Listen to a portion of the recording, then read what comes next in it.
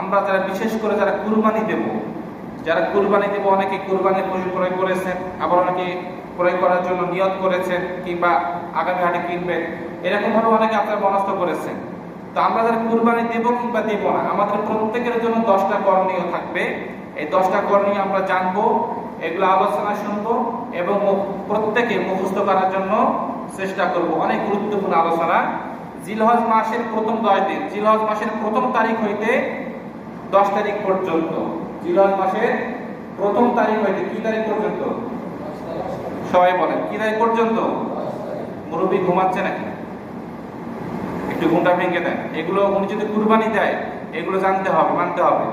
তো জিলহজ মাসের 1 তারিখ থেকে 10 তারিখ পর্যন্ত কোনো নখ কাটা যাবে না, মাথার চুল কাটা যাবে না, মোচ কাটা যাবে না, শরীরের অবাঞ্ছিত স্থান থেকে যে লোমগুলো আছে এগুলো কখনো পরিষ্কার করা যাবে না। যাদের প্রয়োজন হবে আপনারা এই জিলকদ মাসে অর্থাৎ এই জিলহজ মাসের 1 তারিখ আসার আগে এগুলো পরিষ্কার করে নেবেন। আমি কি কথা বুঝাতে পারছি? আপনার চুল কাটার প্রয়োজন হলে চুল কেটে নেবেন, মোচ কাটার প্রয়োজন হলে মোচ কেটে নেবেন। দাড়ি কাটা যাবে না? দাড়ি কাটা যাবে না। মোচ কাটার প্রয়োজন হলে আপনারা এগুলো পরিষ্কার করে নেবেন জিলহজ মাসের 1 তারিখ আসার আগে। জিলহজ মাসের 1 তারিখ আসার আগেই আমরা এগুলো এসব কিছু আমরা পরিষ্কার করে নেব। কেননা বিশ্বনবী সাল্লাল্লাহু আলাইহি ওয়াসাল্লাম সাহাবায়ে কেরামদেরকে শিক্ষা দিয়েছেন, ও আমার সাহাবারা, জিলহজ মাস আসলে তোমরা এগুলো আমল করো, চুল কাটা থেকে বিরত থাকো, মোচ কাটা থেকে বিরত থাকো, শরীরের অবাঞ্ছিত স্থান থেকে যে লোমগুলো আছে এইগুলো পরিষ্কার করা থেকে তোমরা বিরত থাকো। কুরবানির পরে আমরা এগুলো সব আমাদের মোচ এবং যেগুলো পরিষ্কার করা প্রয়োজন এগুলো আমরা পরিষ্কার করে নিতে পারবো। তাহলে যারা কুরবানি দেব কিংবা যারা কুরবানি দেব না, আমরা এই আমলটা প্রত্যেকে করবো। তো কিন্তু জিলহজ মাসে অনেকে দেখা যায় যে ঈদের একদিন আগে বাজারে গিয়ে সেলুনে বসে একদম ক্লিন শেভ করে আসে, দাড়িও শেভ করে, মানে মোচও শেভ করে, ঠিক না ভাই? ঠিক। কিন্তু আসলে এটা উচিত নয়। হ্যাঁ, মোচ শেভ করলেও এটা করা যেতে পারে, তবে দাড়ি তো কোনোভাবেই সেভ করা যাবে না। এই আমলটা আপনাকে আমাকে করতে হবে। তবে যেহেতু বিশ্বনবী সাল্লাল্লাহু আলাইহি ওয়াসাল্লাম সহ সাহাবায়ে কেরাম এই আমলটি করেছেন, তাই আমরা প্রত্যেকেই এই আমলের মধ্যে অংশগ্রহণ করব এবং প্রত্যেকে এই আমল করব। 2 নম্বরে বলা হয়েছে বেশি বেশি নফল নামাজ পড়া। 2 নম্বরে বেশি বেশি নফল নামাজ পড়া। এবং হযরত আয়েশা সিদ্দিকা, আম্মাজান আয়েশা সিদ্দিকা রাদিয়াল্লাহু তাআলা আনহা বলেন, বিশ্বনবী সাল্লাল্লাহু আলাইহি ওয়াসাল্লাম জিলহজ মাসের 1 তারিখ থেকে 9 তারিখ পর্যন্ত অর্থাৎ আরাফার দিন পর্যন্ত বিশ্বনবী সাল্লাল্লাহু আলাইহি ওয়াসাল্লাম নফল রোজা রাখতেন। বলি সুবহানাল্লাহ।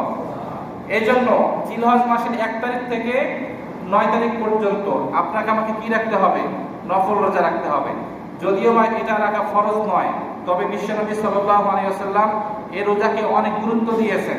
আম্মা জান আয়েশা সিদ্দিকা রাদিয়াল্লাহু তাআলা আনহা বলেন যে বিশ্বনবী সাল্লাল্লাহু আলাইহি ওয়াসাল্লাম মদিনায় 10 বছর অবস্থান করেছেন। তিনি 10 বছরে প্রত্যেক বছরেই জিলহজ মাসের 1 তারিখ থেকে 9 তারিখ পর্যন্ত রোজা রেখেছেন এবং নফল নামাজ পড়েছেন। বলি সুবহানাল্লাহ। তাহলে আমাদের সকলের উচিত জিলহজ মাসের 1 তারিখ থেকে কয় তারিখ পর্যন্ত রোজা রাখা? 9 তারিখ পর্যন্ত। আমরা যদি 1 তারিখ থেকে 9 তারিখ পর্যন্ত রোজা রাখতে না পারি, বিশেষ করে আরাফার দিনে আমরা প্রত্যেকের জন্য রোজা রাখি, এটা আমরা এই আমলটি আমরা প্রত্যেকেই স্মরণ রাখবো। তবে ঈদের দিন 10 তারিখ, ঈদের 10ই জিলহজ, এই দিনটি রোজা রাখা যাবে না। এই দিন রোজা রাখা হারাম। ঈদের দিন রোজা রাখা কি হারাম। তাই আমরা যাদের পক্ষে সম্ভব হবে, আপনি যদি 9টা রোজা আপনি যদি নাও রাখতে পারেন, আপনি 1 থেকে 4টা রাখলেন, বা আপনি 5টা থেকে আপনি 6টা রাখলেন, বা আপনি 2টা রাখলেন, তবে একটি রোজা হলে আপনি রাখার জন্য অবশ্যই চেষ্টা করবেন। এটা বিশ্বনবী সাল্লাল্লাহু আলাইহি ওয়াসাল্লাম সহ সাহাবায়ে কেরামদের আমল, বিশেষ আমল ছিল। তাই আমরা প্রত্যেকেই এই আমল করব। এবং আমরা যারা কুরবানি দিচ্ছি, এই কুরবানির সন্তুষ্ট হতে হবে আল্লাহ পাকের সন্তুষ্টি অর্জন করা। কুরবানির উদ্দেশ্য হতে হবে আল্লাহ পাকের সন্তুষ্টি অর্জন করা। আমাদের উদ্দেশ্য যদি মানুষকে খুশি করানো হয়, তাহলে এই কুরবানি দিয়ে কখনো ফায়দা হবে না। সুতরাং আমরা প্রত্যেকে এই আমলগুলো করার জন্য চেষ্টা করব। এরপরে বলা হয়েছে হাঁটতে বসতে সবসময় আল্লাহ পাকের জিকির করা। আপনি মসজিদে আসছেন, আসার সময় আপনি আল্লাহু আকবার, সুবহানাল্লাহ, আলহামদুলিল্লাহ, লা ইলাহা ইল্লাল্লাহ, আপনি দুনিয়াবি কোনো কথাবার্তা না বলে, আপনি কোনো মানুষের সঙ্গে কথাবার্তা না বলে আপনি জিকির করতে করতে আপনি মসজিদে আসতে পারেন। এটা হলো জিলহজ মাসের 1 তারিখ থেকে 10 তারিখের আমল। এরপরে 4 নম্বরে বলা হয়েছে গুনাহের জন্য বেশি বেশি ইস্তিগফার পড়া। বিশ্বনবী সাল্লাল্লাহু আলাইহি ওয়াসাল্লাম গুনাহের জন্য সবসময় ক্ষমা চেয়েছেন। আমি যদিও ভাই একটি কথা প্রায় বলে থাকি, বিশ্বনবীর কোনো গুনাহ নাই, গুনাহ না থাকার পরে তিনি আল্লাহ পাকের কাছে মাফ চেয়েছেন, ক্ষমা চেয়েছেন, কিন্তু আমাদের গুনাহ আছে। এরপরে আমরা বিশ্বনবী সাল্লাল্লাহু আলাইহি ওয়াসাল্লামের মতো আমরা কেউ ক্ষমা চাই না। উনি যে এতবার ক্ষমা চেয়েছেন, 70 থেকে 100 বার ক্ষমা চেয়েছেন, কিন্তু আমরা 70 থেকে 100 বার আমাদের গুনার জন্য ক্ষমা চাই না। যদিও আমরা মসজিদে আমরা যতটুকু সময় উপস্থিত আছি এতটুকু সময় আমরা গুনাহ থেকে বিরত থাকতে পারি, কিন্তু মসজিদ থেকে বের হলেই আমাদের আমলনামার মধ্যে গুনাহ শুরু হবে। এদিকে নারী, এদিকে ফিতনা, ওইদিকে মিথ্যা কথা আড্ডা চলতেছে, এদিকে গানের আওয়াজ, এদিকে আবার ঝগড়া, মানে দুনিয়ার জমিনে ফিতনার কোনো শেষ নাই। সুতরাং মসজিদে আসলে আপনি ফিতনা মুক্ত থাকতে পারেন, মসজিদে আসলে আপনি গুনাহ মুক্ত থাকতে পারেন। সুতরাং আমরা এখন মসজিদে এসে আমরা এখন গুনাহ মুক্ত আছি, মসজিদ থেকে বের হলে আমাদের আমলনামার মধ্যে গুনাহ রাখা শুরু হয়ে যাবে। সুতরাং এই গুনার জন্য আমরা প্রত্যেকেই অসংখ্যবার মহান রব্বে কারিমের কাছে ক্ষমা চাবো। এবং 5 নম্বরে বলা হয়েছে প্রত্যেক নফল সুন্নত আমলের পাশাপাশি ফরজকে বেশি গুরুত্ব দেওয়া। প্রত্যেক নফল সুন্নত আদায়ের পাশাপাশি তাকে বেশি গুরুত্ব দেওয়া, ফরজকে গুরুত্ব দেওয়া। এখন আমরা এতে ইব্রাহিম আলাইহিস সালামের একটি সুন্নতকে আমরা জিন্দা করার জন্য কি দিতেছি? কুরবানি দিতেছি। এটা হচ্ছে ইব্রাহিম আলাইহিস সালামের একটি সুন্নাত। এই সুন্নতকে জিন্দা করার জন্য আমরা কুরবানি দিতেছি। এই সুন্নতকে জিন্দা করার জন্য যেমন আমরা কুরবানি দিতেছি, আমাদেরকে আল্লাহ পাকের সন্তুষ্টি অর্জন করার জন্য ফরজ নামাজকে আমাদেরকে জামাতের সাথে আদায় করতে হবে। আপনি কুরবানিকে যেমন আপনি গুরুত্ব দিচ্ছেন যে একটি বছর পর আমার অর্থ সম্পদ আছে, কিংবা আমি প্রতি বছর কুরবানি দিচ্ছি, এবার যদি আমি কুরবানি না দেই তাহলে সমাজের মানুষ আমাকে কি বলবে? এই লোকটা গতবার কুরবানি দিয়েছে কিন্তু এবার দেয় না, আসলে এই লোকটার অর্থ সম্পদ আছে, ওর উপরে কুরবানি ওয়াজিব। 1,85,000 কিংবা 2 লক্ষ টাকা থাকলে কুরবানি ওয়াজিব হয়। ওর কাছে কি মানে ওর বাড়িতে কি 2 লাখ টাকা নাই? অবশ্যই আছে। এই লোকটা কেন কুরবানি দেয় না? হ্যাঁ, যেরকম ভাবে আপনি কুরবানিকে আপনি গুরুত্ব দিচ্ছেন, ঠিক তদ্রুপ 5 ওয়াক্ত ফরজ নামাজকেও আপনাকে আমাকে কি দিতে হবে? গুরুত্ব দিতে হবে। এরপরে 6 নম্বর বলা হয়েছে, এরপর 7 নম্বরে বলা হয়েছে সামর্থ্য থাকলে জীবনে একবার ফরজ হজ করা। এরপর 8 নম্বর বলা হয়েছে, 8 নম্বরটা গভীর মনোযোগ দিয়ে শুনবেন, 9 জিলহজ অর্থাৎ 9 তারিখ ফজর থেকে 13 তারিখ আসর পর্যন্ত একটু মনোযোগ দিয়ে শুনবেন। 9 তারিখ জিলহজ মাসের কয় তারিখ থেকে? জিলহজ মাসের 9 তারিখ থেকে 13 তারিখ আসর পর্যন্ত তাকবীরে তাশরিক বলা, এটা সকলের জন্য বলা ওয়াজিব। যারা পুরুষ আমরা যারা আছি, আমরা যারা মসজিদে উপস্থিত হয়েছি, আমাদের সকলের জন্য এটা উচ্চ স্বরে পড়া ওয়াজিব। একবার পড়া কি ওয়াজিব, এবং 2 বার 3 বার পড়া সুন্নাত মুস্তাহাব আমলের মধ্যে পড়ে। আর বাড়িতে আমাদের মা বোনেরা যারা আছে তারা আস্তে পড়বে, ঘরের মধ্যে বসে নামাজ, প্রত্যেক ফরজ নামাজের পরে তারা ছোট আওয়াজে অর্থাৎ এমন ভাবে পড়বে তাদের গলার আওয়াজটা যেন এই মানে বাড়ির এই ঘরের যে দরজা আছে এই দরজার বাইরে যেন না যায়, এরকম ছোট আওয়াজে তাদেরকে পড়তে হবে। কিন্তু আসলে তারা ছোট আওয়াজে পড়বে কিনা জানি না, তারা যদি ঝগড়া হওয়ার সময় এত যদি চিল্লাচিল্লি করে যে গ্রামের এক মাথা থেকে আরেক মাথা পর্যন্ত শোনা যায়। ঠিক না ভাই? ঠিক এগুলো আমাদের চোখের মধ্যে পড়ে, তাই এগুলো বলতে হয়। সুতরাং জিলহজ মাসের 9 তারিখ থেকে জিলহজ মাসের 13 তারিখ আসর পর্যন্ত তাকবীরে তাশরিক, এটা আমরা মসজিদে যারা উপস্থিত হয়েছি প্রত্যেক ফরজ নামাজের পরে কয়বার পড়বো? একবার থেকে আপনি 3 বার পড়তে পারেন, কিন্তু বাধ্যতামূলক একবার আপনাকে পড়তেই হবে। আর আপনার বিবি যারা আছে, আপনার ছেলে মেয়ে যারা, আপনার মেয়ে যারা আছে বাড়িতে, আপনারা তাদেরকে জানিয়ে দেবেন তাকবীরে তাশরিকটা হলো আল্লাহু আকবার, লা ইলাহা ইল্লাল্লাহ, আল্লাহু আকবার, ওয়ালিল্লাহিল হামদ। এই তাকবীরে তাশরিক যাদের জানা নেই, এটা আমরা প্রত্যেকেই মুখস্থ করে নেব এবং জেনে নেব, যেহেতু এখনো আপনার জিলহজ মাসের 9 তারিখ আসতে এখন পর্যন্ত অনেক সময় বাকি রয়েছে। আমাদের যাদের এটা জানা নেই তারা মুখস্থ করব, আমি বলার পর আপনারা বলবেন আল্লাহু আকবার,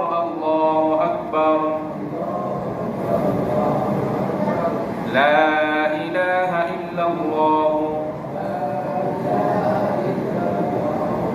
আল্লাহু আকবার।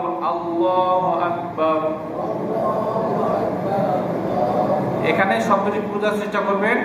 আমি কি বলেছি? আল্লাহু আকবার, আল্লাহু আকবার। প্রথম হবে আল্লাহু আকবার, আল্লাহু আকবার, এরপরে ওয়ালিল্লাহিল হামদ। আচ্ছা, আপনারা বলেন বেতের নামাজে দোয়া কুনুত পড়া কি ওয়াজিব? সবাই বলেন বেতের নামাজে দোয়া কুনুত, বেতের নামাজে দোয়া কুনুত পড়া যেমন ওয়াজিব, এই তাকবীরাতুত তাহসিন এটাও পড়া ওয়াজিব। তাহলে কতটা গুরুত্ব দেখেন। ওয়াজিব শব্দের অর্থ হচ্ছে আবশ্যক, যেটা আপনাকে বাধ্যতামূলক করতেই হবে। আপনি যদি না পড়েন তাহলে আপনার কি হবে? কবিরা গুনাহ হবে। এজন্য এটা আমরা প্রত্যেকেই এটা মুখস্থ করার জন্য চেষ্টা করব, যেহেতু এখনো 9 দিনেরও বেশি সময় আছে। যাদের মুখস্থ আছে তারা অপরকে জানিয়ে দেওয়ার জন্য আমরা কি করব? চেষ্টা করব। এবং যাদের মুখস্থ নাই প্রত্যেকে এটা মুখস্থ করবে। এবং যাদের আরবি পড়তে সমস্যা, অনেকে আরবি পড়তে পারে না, এরকম আছে না? নাই আছে, তারা বাংলায় লিখে নেবেন। বাড়িতে আপনার ছেলে মেয়ে কিংবা যারা জানে কিংবা আমার কাছ থেকে লিখে নিতে পারেন। এটা লিখে নিয়ে বাংলায় আপনি লিখে নিয়ে এটা অবশ্যই মুখস্থ করবেন। এবং জিলহজ মাসের 9 তারিখের কোন সময় থেকে? জিলহজ মাসের 9 তারিখ কোন সময় থেকে? ফজর থেকে।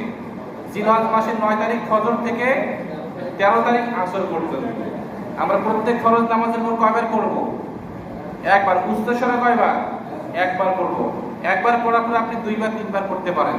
এবং বাড়িতে আমাদের মা বোনেরা যারা আছে, আমাদের বিবি যারা আছে, তারা তো এই বয়ান শুনতেছে না, এবং তাদেরকে জানিয়ে দেওয়ার দায়িত্ব আমার। আপনার বিবিকে জানিয়ে দেওয়ার দায়িত্ব আপনার। আমার বিবিকে জানিয়ে দেওয়ার দায়িত্ব কার? আমার। এজন্য আমরা এখানে যেহেতু জানলাম, এটা আমরা আমাদের বাড়িতে আমাদের বিবিদেরকে আমরা জানিয়ে দেব। এবং 9 নম্বরে বলা হয়েছে কুরবানি ঈদের দিনে সুন্দরভাবে সুন্নতি তরিকায় গোসল করে ঈদগাহের ময়দানে প্রবেশ করা এবং সেখানে গিয়ে যে ইমাম সাহেবরা যে আলোচনা করবে, বয়ান করবে, এগুলো শুনে সেই অনুযায়ী আমল করা। 10 নম্বরে বলা হয়েছে সামর্থ্য থাকলে কুরবানি আদায় করা। এখন কুরবানি কার উপরে আদায় হবে? কুরবানি কার উপরে ওয়াজিব? আসলে কুরবানি যা আপনার কাছে যদি 1,85,000 কিংবা 2 লাখ কিংবা 2,25,000 টাকা যদি থাকে, তাহলে আপনার উপরে কুরবানি ওয়াজিব। এখন কুরবানি আদায় হওয়ার মানে কুরবানি ওয়াজিব হওয়ার ক্ষেত্রে 1 বছর আপনার কাছে এই 2,85,000 টাকা কিংবা 2,25,000 টাকা 1 বছর থাকা শর্ত নয়। শর্ত কয় দিন? 3 দিন। এই 3 দিনের মধ্যে আপনার পরিবার পরিজন, আপনার সন্তান স্ত্রী সন্তানদের সমস্ত খরচ বহন করার পরে যদি আপনার কাছে 2 লাখ কিংবা 2,25,000 টাকা থাকে, এই 3 দিনের মধ্যে যদি এতটুকু পরিমাণ টাকা থাকে, তাহলে আপনার উপরে কুরবানি কি হবে? ওয়াজিব হবে। আর যাকাতের ক্ষেত্রে 1 বছর। সুতরাং আমরা এখানে যারা উপস্থিত হয়েছি, এই কুরবানি সম্পর্কে একটি আয়াতে কারিমা তেলাওয়াত করেছি, ফাসাল্লি রাব্বিকা ওয়ানহার। আল্লাহ তাআলা কি বলেছেন? তোমরা আগে রবের উদ্দেশ্যে নামাজ পড়ো, ওয়ানহার, এরপরে কুরবানি করো। এই আয়াতটিকে আমি বানাই না। এই আয়াতটা হচ্ছে সূরা কাউসার থেকে নিয়েছি। ফাসাল্লি রাব্বিকা ওয়ানহার, তোমরা আগে রবের উদ্দেশ্যে নামাজ পড়ো, এরপরে তোমরা কি করো? কুরবানি করো।